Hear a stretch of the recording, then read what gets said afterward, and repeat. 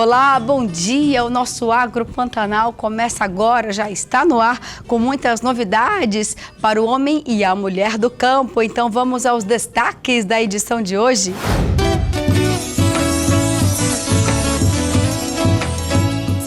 Pequenos produtores em Mato Grosso começam a receber assistência técnica gratuita para melhorar a produção de gado de corte e de leite. Falta de armazéns é um dos problemas mais recorrentes dos produtores mato-grossenses do país e até para grandes produtores de soja e milho. Com isso, alguns produtores investem na construção de seus próprios silos. Venda de carne moída terá novas regras a partir de novembro. O novo regulamento tem o objetivo de assegurar a qualidade e a segurança dos produtos. No Papo com Café de hoje, eu vou conversar com a advogada indigenista Cássia Souza Lourenço. Ela vai falar sobre as dificuldades enfrentadas pelos produtores rurais indígenas para expandir a produção agrícola em Mato Grosso.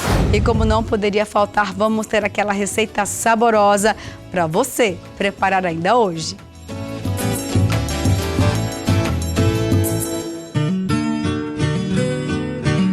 E vamos à nossa primeira reportagem. A volta do período chuvoso interfere diretamente no preço dos produtos hortifrutigranjeiros. Aqui em Cuiabá já é possível perceber a queda no preço, principalmente da maioria das frutas que vêm de outros estados. O ritmo já é outro na central de abastecimento de Cuiabá. Caminhões carregados de frutas e verduras fazem fila para descarregar. A maioria dos produtos, principalmente as frutas, como maçã, pera, uva e outras, vem de estados do sul e sudeste. Com o fim do período da estiagem, a central de abastecimento de Cuiabá volta a ficar movimentada. Há mais produtos e os preços tendem a baixar. Por dia, são movimentadas cerca de 200 toneladas de alimentos deste local, que são distribuídos para várias regiões do estado. Para este distribuidor, o fim da estiagem é comemorado e a queda nos preços já pode ser percebida. A mercadoria fica mais fácil, ela produz mais. Quando começa a chover, aonde que daria 40%, 50% uma mercadoria, vamos supor um pé de tomate, que daria uma caixa, meia caixa, ela dobra, 30% a mais. Aí é que vem a qualidade, vem a mercadoria mais fácil para a mesa do consumidor. No mercado do Porto, em Cuiabá, que é um dos locais que recebe esses produtos e revende aos consumidores, é possível perceber a diferença de preços, se compararmos ao praticado nas gôndolas dos supermercados. Voltam as chuvas, aí a mercadoria primeiro ela fica bem melhor e volta a baixar o preço. Nas redes de supermercado eu já não vejo essa diferença, né? Parece que eles demoram um tempo a mais para baixar o preço para a gente, consumidor final. Tem baixado. Nas gôndolas também do supermercado também tem baixado, né? Mas a busca, essa tradição de vir na feira de Cuiabá para fazer a compra da semana de fruta, de verduras, legumes. Agricultores familiares do Distrito Federal começaram a produzir frutas com o apoio da empresa brasileira de pesquisa agropecuária, Embrapa. A expectativa é que o cultivo de mudas geneticamente modificadas de mirtilo, açaí e pitaia transforme o cerrado em um polo de fruticultura. Seu Milton produz, de forma orgânica, uma variedade de frutas e hortaliças. São morangos, laranjas, limões, mexericas. Cerca de 500 quilos são colhidos por semana. E esse lucro deve crescer ainda mais assim que novas espécies estiverem em ponto de colheita. Uma delas só costuma florescer bem longe daqui. Na região amazônica, já é possível ver as 416 palmeiras do açaí crescendo. A previsão da gente é boa, né? Quanto mais, melhor, né? A gente prevê que dê um bom resultado. A expectativa aqui no polo do Distrito Federal e região do entorno é que em 5 anos, cerca de 6 mil hectares já estejam produzindo frutas vermelhas, como o mirtilo, a framboesa, a amora, o morango e o açaí.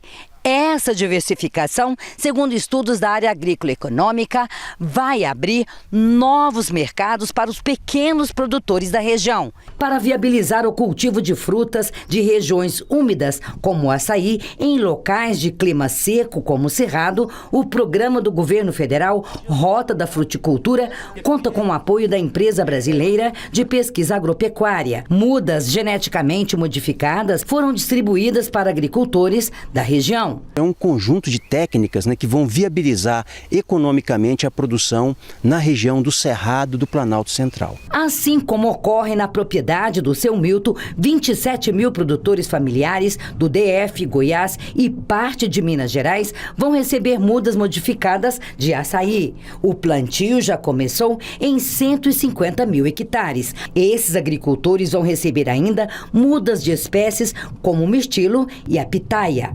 A meta do Ministério do Desenvolvimento Regional é transformar o Cerrado num polo econômico frutífero e gerar riqueza no campo. Um hectare de mirtilo eu posso ter uma renda de mais de R$1 milhão. Pega o açaí próximo de R$600 mil. O milagre do agro está na fruticultura. E o nosso agro vai para o primeiro intervalo, mas não sai daí porque eu volto já já.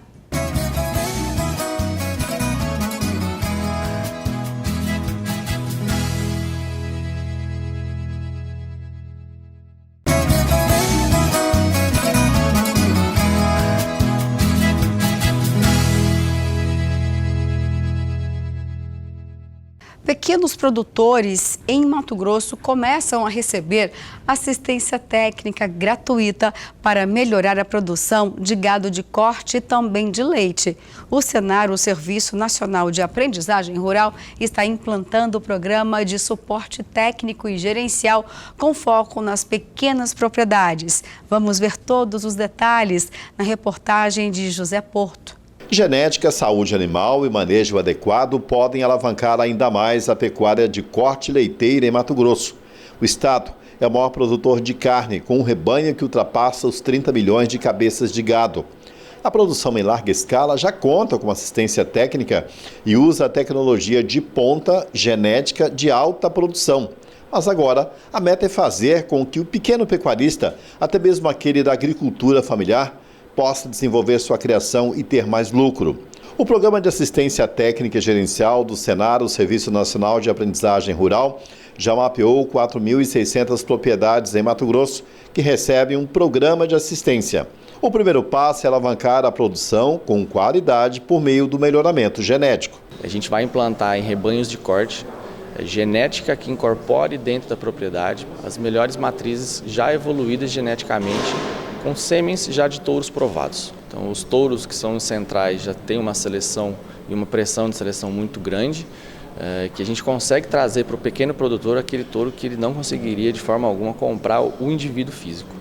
O atendimento com esse programa de assistência e suporte aos pequenos criadores começa por Juína e Campo Novo do Parecis, municípios onde 80 propriedades serão visitadas pelos técnicos do Sistema Nacional de Aprendizagem Rural e uma consultoria especializada para que o pequeno produtor tenha acesso não só à genética, à tecnologia, mas entenda como o manejo também é importante para melhorar a produção.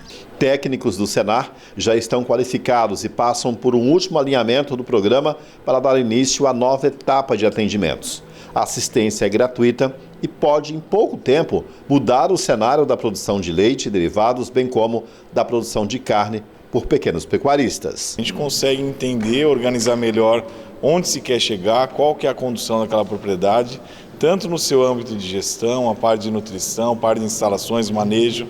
E agora, com esse programa da TEG Mais Genética voltado à pecuária de corte, a gente consegue também auxiliar na parte reprodutiva. E agora chegou aquela hora especial, o quadro Mito ou Verdade. Vamos então à pergunta na tela. A beterraba é uma das principais fontes de ferro? Mito ou verdade, hein? Bom, vai pensando aí, porque daqui a pouquinho eu respondo. Porque agora o nosso próximo assunto é capacitação no mercado de trabalho agrícola.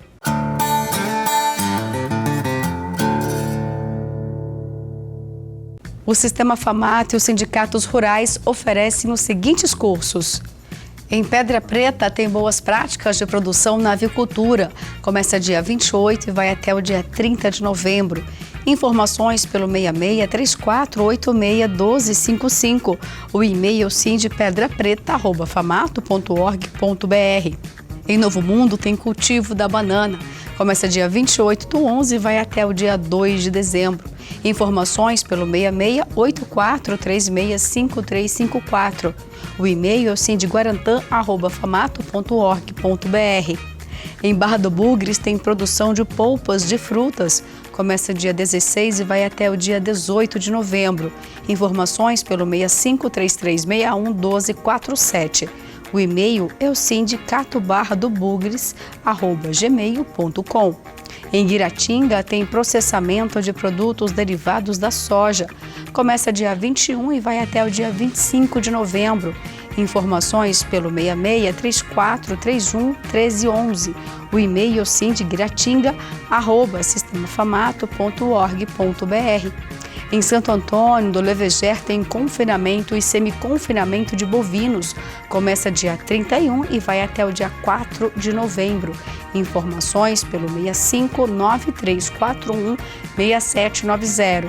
O e-mail é o sindealeveger@famato.org.br. E agora vamos para mais um intervalo, mas já estou de volta. Tem muito mais para você que é do campo.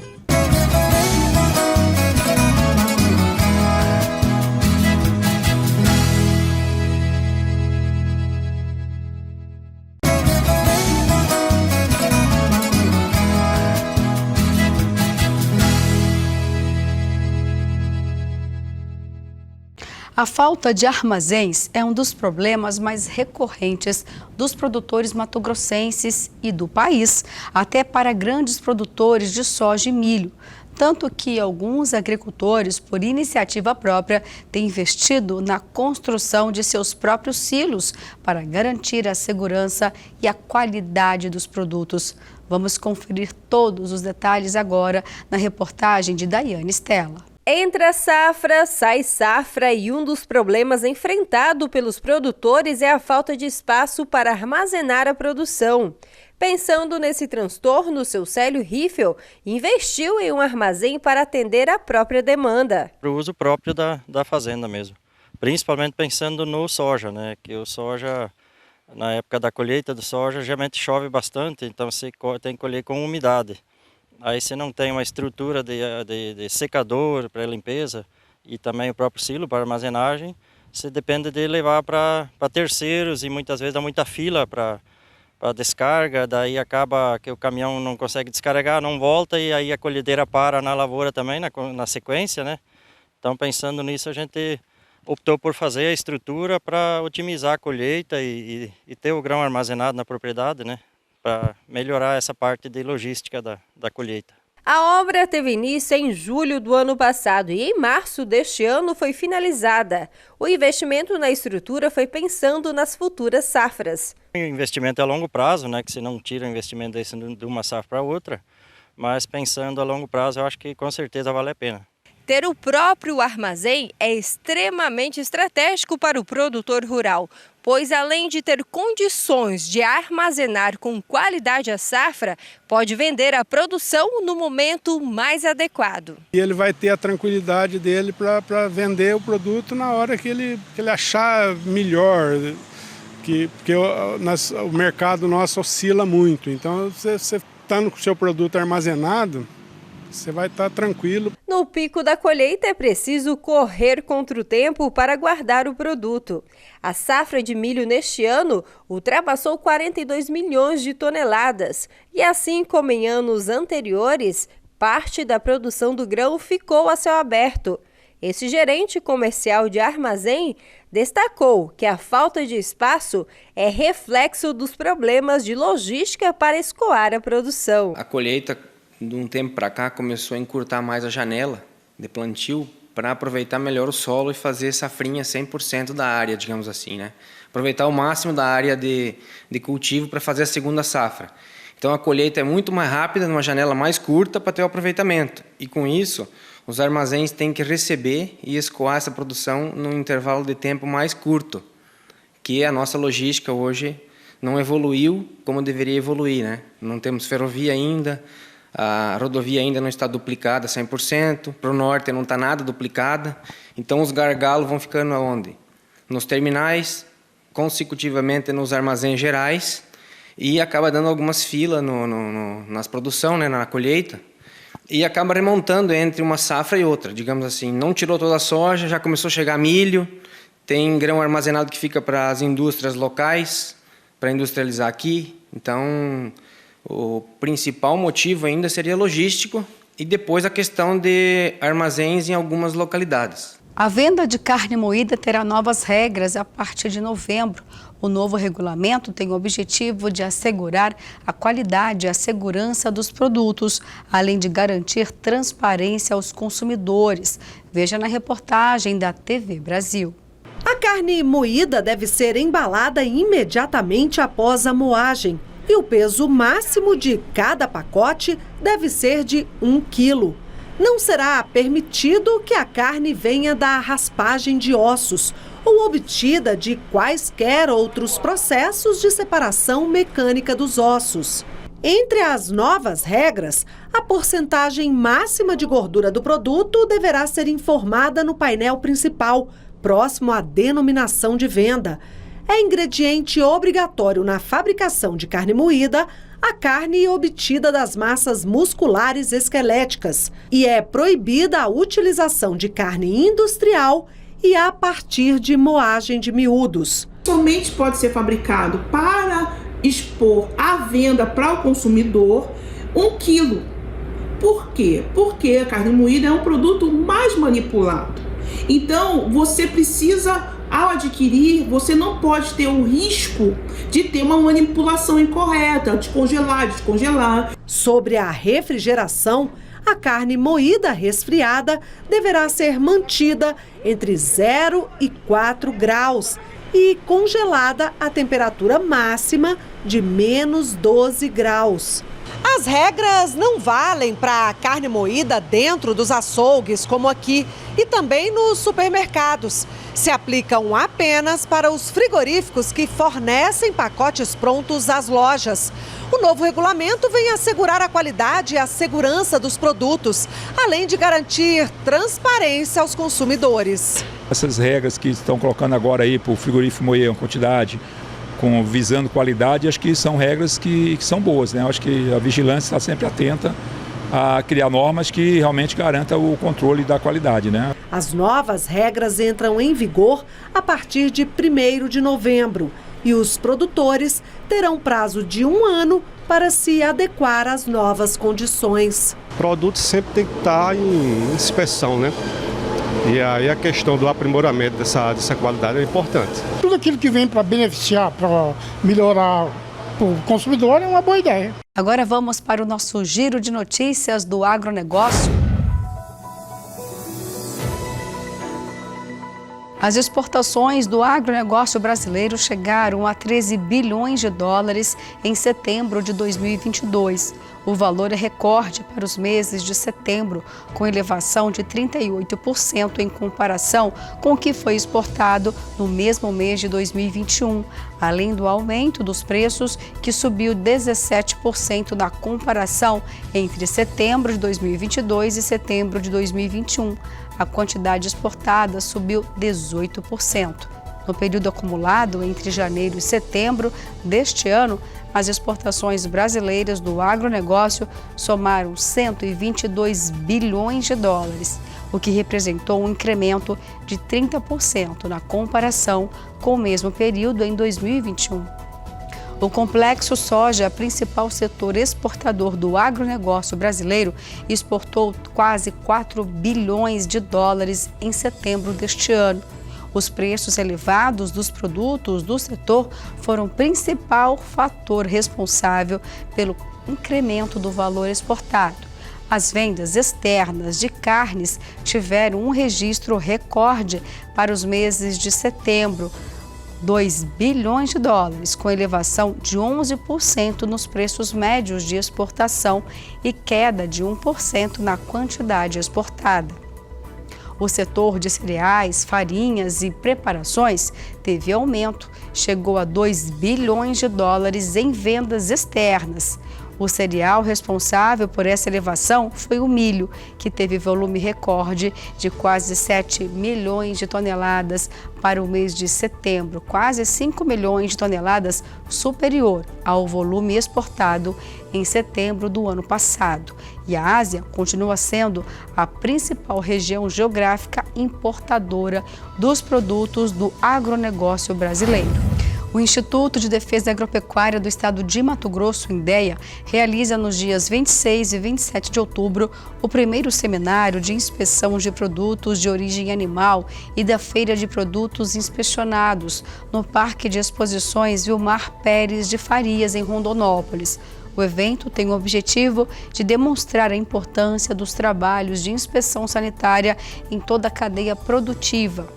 Estabelecimentos rurais, abatedouros, frigoríficos ou diretamente atuando na saúde coletiva, bem como conscientizar a população para o consumo de produtos de origem animal que tenham sido devidamente inspecionados pelo Serviço de Inspeção Sanitária Oficial, seja ele municipal, estadual ou federal. O seminário pretende reunir gestores públicos dos órgãos relacionados à inspeção de produtos de origem animal, profissionais ligados à inspeção agropecuária, professores e estudantes de áreas afins, feirantes também e produtores rurais.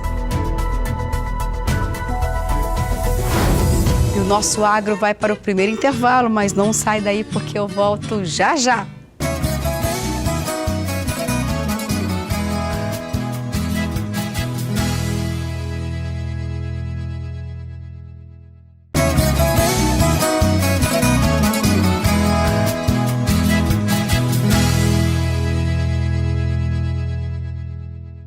A carne suína vinha sendo uma alternativa aos preços altos dos alimentos, mas agora também está encarecendo.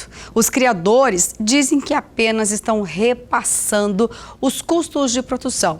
Vamos então conferir esse assunto na reportagem de Antônio Carlos Silva. A suinocultura matogrossense tem 150 mil matrizes com capacidade de abate mensal de 300 mil animais com peso unitário de 100 a 110 quilos, mas 80% deste rebanho estão concentrados entre 15 criadores.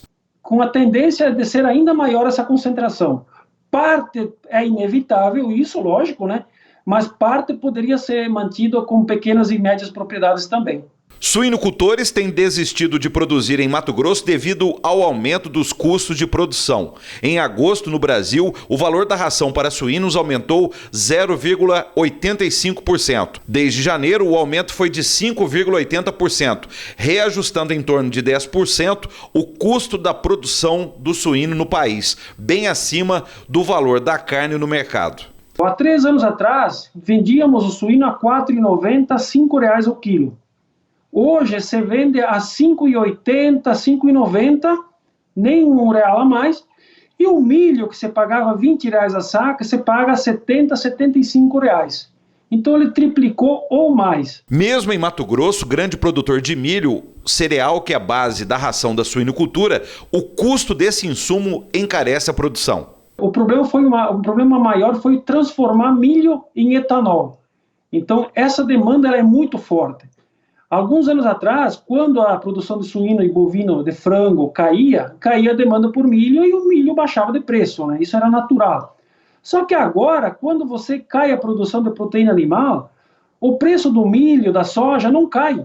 Porque se o produtor de milho não vender para a suinocultura, a avicultura, a bovinocultura, ele exporta ou principalmente transforma em etanol de milho. A carne suína matogrossense é consumida em outros estados e até países. Os principais estados seriam São Paulo, Minas, Paraná, o centro-sul, na verdade, né? Está começando a abrir agora uma pequena quantidade, mas com uma importância de significado muito grande para o Canadá. A China ainda é o nosso maior comprador. A Vietnã, o Chile, o Sul mesmo exporta para o Chile via rodoviário também produtos industrializados com valor agregado. Mas o suinocultor matogrossense paga o dobro de tributos para vender o animal vivo. E o incentivo fiscal dado pelo governo para que haja agroindustrialização da suinocultura e agregação de valor com geração de emprego e renda aqui não ocorre. É sempre benéfico para todos os componentes da cadeia você produzir, você transformar, agregar valores próximo, e aí você transporta um produto com valor agregado muito maior. Então o custo de transporte se torna relativamente menor, proporcionalmente, né? Caso isso não possa acontecer, o que poderia ser feito hoje, agora, de imediato? Você ampliar o PRODE, você reduzindo a saída diminuindo o custo de ICMS, por exemplo, na saída de animais do Estado. Neste cenário, com o aumento dos custos de produção e com a criação de suínos nas mãos de poucos, a tendência é de que o preço desta carne seja encarecido e que esta alta continue sendo repassada ao consumidor final. Daqui a pouco a gente vai pagar o dobro da carne, o preço da carne, e vai estar na mão de 1 ou 2 produtores. E os pequenos, os familiares, os médios que poderiam produzir, gerando empregos e outras situações, acabam quebrando. O setor está amargando com os preços altos demais. Quem produz, você entendeu aí na reportagem, também está sofrendo para pagar esta conta. E o que a gente espera lá na ponta, enquanto consumidor, é que haja uma reorganização de toda essa cadeia, porque de fato a carne suína estava sendo um alívio ao bolso, né? Mas agora a gente também tem que pesquisar esse preço. E agora a gente vai para um outro assunto, o Papo com Café de hoje. Eu vou conversar com a advogada indigenista Cássia Souza Lourenço. Ela vai falar sobre as dificuldades enfrentadas pelos produtores rurais indígenas para expandir a produção agrícola em Mato Grosso. Tudo isso agora no nosso quadro Papo com Café.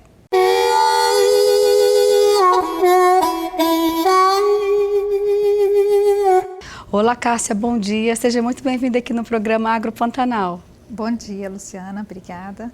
Olha, confesso que eu estou ansiosa para a gente poder falar sobre esse tema, porque ele nunca foi tratado aqui no programa. Muito interessante, né, imaginar que assim como o homem e a mulher do campo, aqueles que pertencem à agricultura familiar, têm problemas também para conseguir crédito, para implementar a produção. E essa mesma realidade também pertence aos indígenas, porque, por enquanto, ainda, Cássia, na cabeça de grande parte da população, os indígenas não produzem em uma cadeia larga, né, para comercialização. Ou seja, isso já é coisa do passado? Bom, Luciana, eu diria que a vida do produtor rural indígena, ela é muito mais difícil do que a do agricultor familiar, do pequeno produtor. Porque ele padece de dificuldade para a obtenção de crédito. Então, são grandes áreas, grandes extensões, né, de áreas, mas eles não conseguem produzir, porque precisa de adquirir insumos, sementes, maquinários, e isso tudo tem um custo muito alto e eles não conseguem pela dificuldade de obter financiamentos, fazer parcerias, né, obter crédito. De uns tempos para cá, até que eu diria assim, que tem facilitado um pouco, né?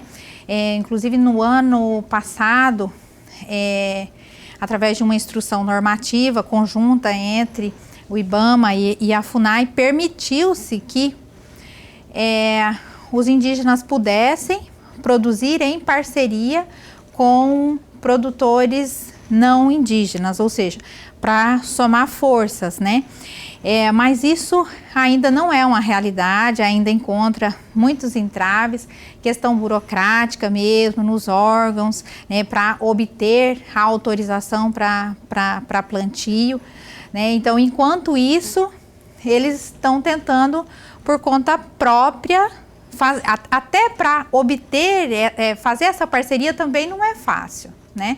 Conseguir alguém de confiança para poder fazer essa parceria, que tem que ser por meio de associações ou cooperativas, também é um desafio muito grande. Bom, pelo que você pontuou, eu entendi que são dois principais problemas, a questão de acesso ao crédito, né, recurso financeiro e também de licenças. Vamos nesse momento agora falar em relação ao recurso financeiro. Os produtores familiares têm o Pronaf. E os indigenistas, eles não têm absolutamente nada, nenhuma disponibilidade para crédito especial? Pode surgir alguma coisa, é só promessa? Como que anda essa questão? Então, eu até comparo a questão do Pronaf, né, com os produtores rurais indígenas, porque o Pronaf ele é uma linha de crédito voltada para o pequeno produtor. E o pequeno produtor, em boa parte dos casos, eles também têm dificuldade em oferecer garantias, né? Diferente do grande produtor, né, que já tem fazenda, maquinários e tal. Então, seria equivalente, né? Mas o indígena, ele não consegue adquirir, porque no momento, né, lançar mão dessa linha de crédito, porque no momento que ele vai apresentar o documento da área, ele só tem a homologação da terra indígena, e esse documento não é válido, considerando que a terra indígena pertence à União, o indígena é somente usufrutuário, né?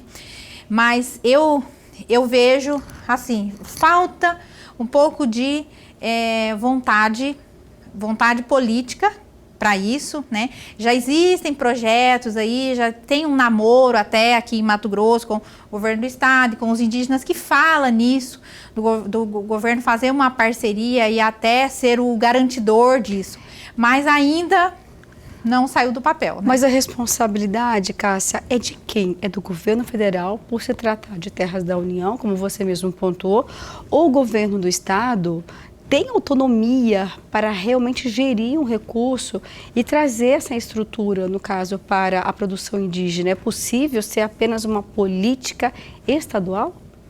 Então, a questão aí é assim, não seria estritamente federal, né, devido a ser uma área indígena, porque nós estamos falando de pessoas e de agricultores familiares, né, como muitos assentamentos, né, que são aí do INCRA, que às vezes nem tem titulação e obtém alguma linha de crédito, né, como por exemplo, às vezes para fazer aquisição de gado, quer construir um curral, quer fazer uma pequena lavoura, consegue adquirir através, garantindo apenas, oferecendo em garantia apenas o produto que ele já está comprando, né? Então, assim, a terra em si, ela não está em jogo, né? E o governo do estado, ele tem sim o seu papel de cuidar do seu povo, como aqui no estado de Mato Grosso tem a Superintendência de Assuntos Indígenas que tem trabalhado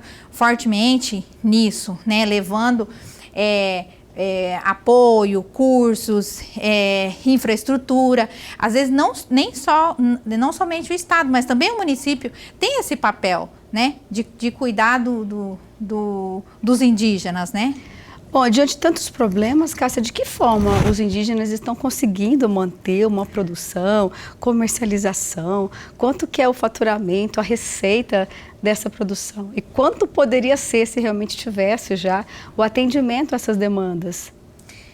Então, eu falo assim que até um pouco engraçado, porque assim, com tantas dificuldades, e como é que eles estão produzindo, né? Porque em Mato Grosso, a área de lavoura, né, dos indígenas hoje ultrapassa os 20 mil hectares. Como é que eles conseguem isso sem ter crédito, sem ter apoio, né, sozinhos? Realmente é muito difícil, Os indígenas que começaram, né, que abriram aí esse caminho foram os parecis, né? Que tem assim uma história de luta muito grande. Eles tiveram que ter muita persistência e até hoje eles encontram ainda entraves, né? Porque como a gente estava falando da questão da legislação, não se tinha nada disso. E mesmo assim eles foram trabalhando, conseguiram algumas parcerias informais, né? E mudou a realidade deles, né?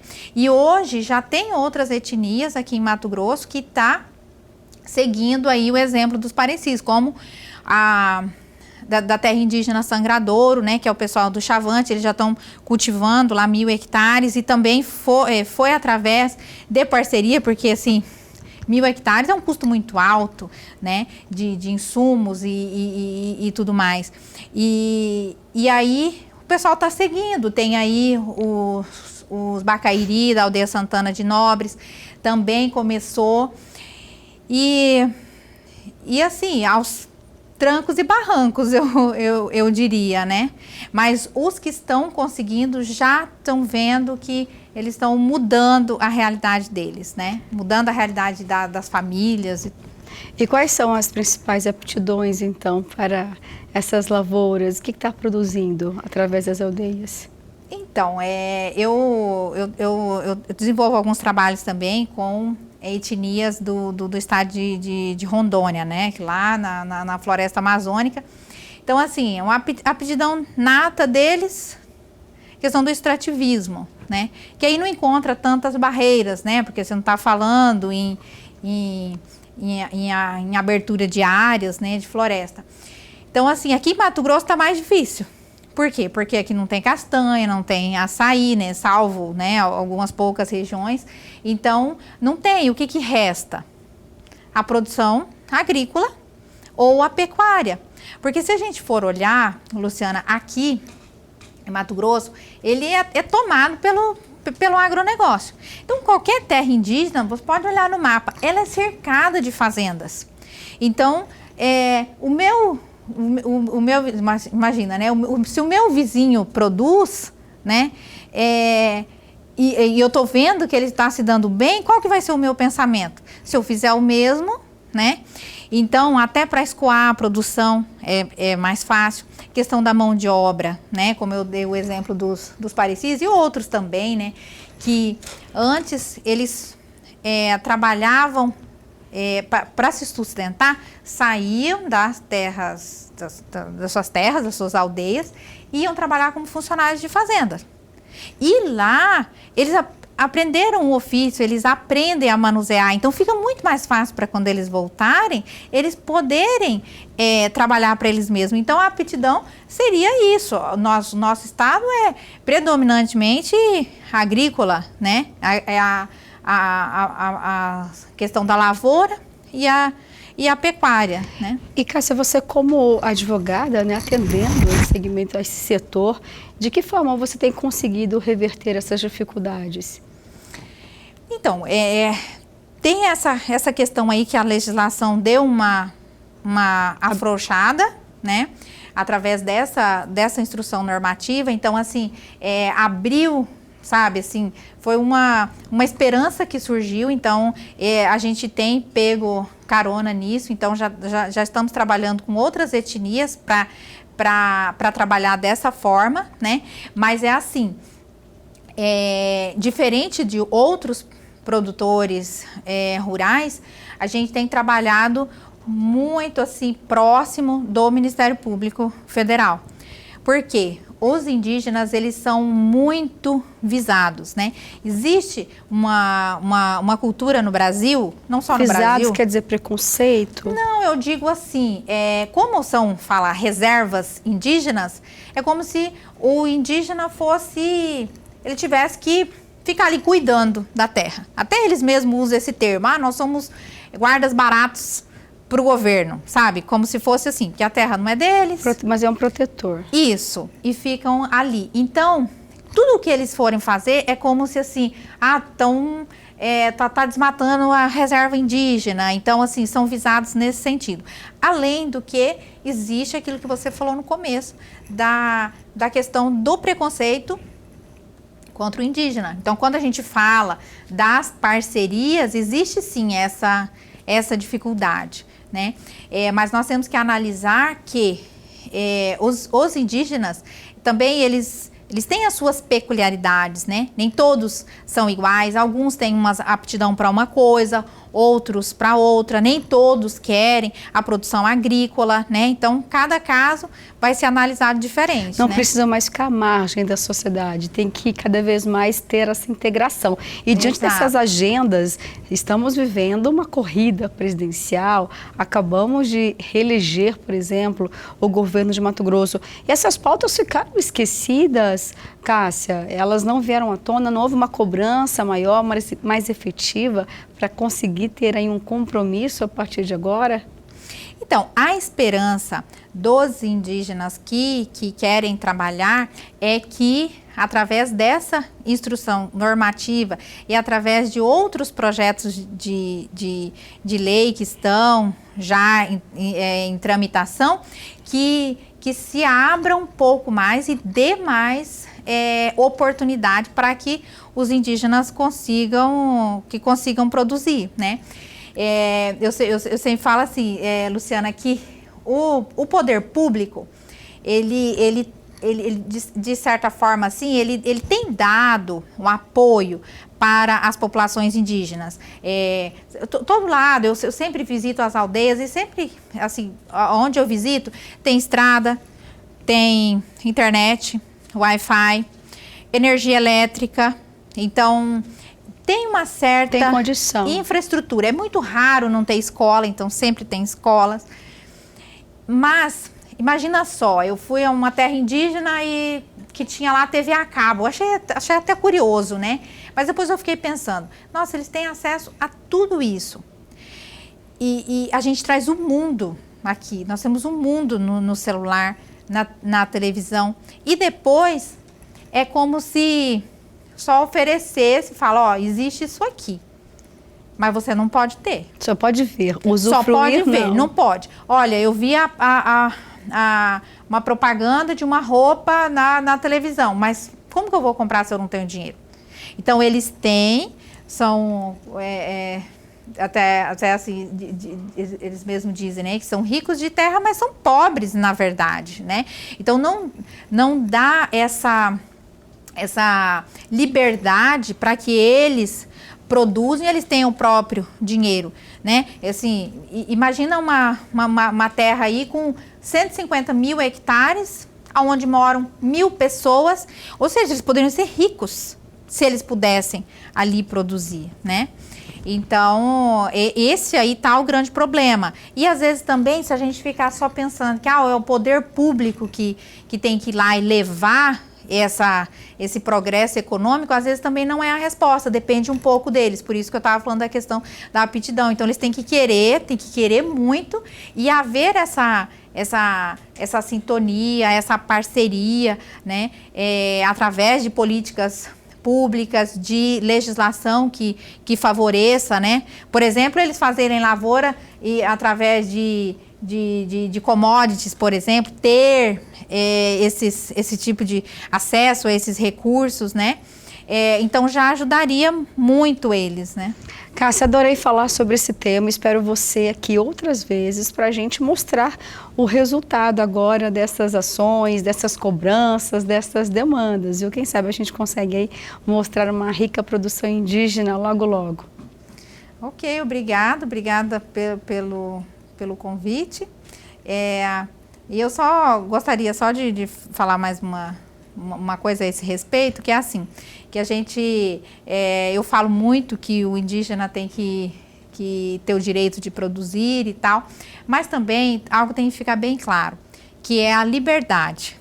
Do mesmo jeito que nós aqui fora queremos ter o direito à nossa liberdade de ter o nosso próprio negócio, de fazer o que a gente entende da nossa vida, eles também têm que ter essa liberdade. Se eles quiserem fazer lavoura, se eles quiserem criar gado, se eles quiserem plantar café, o que quer que seja, eles tenham esse poder de escolha, o que eles não estão tendo hoje.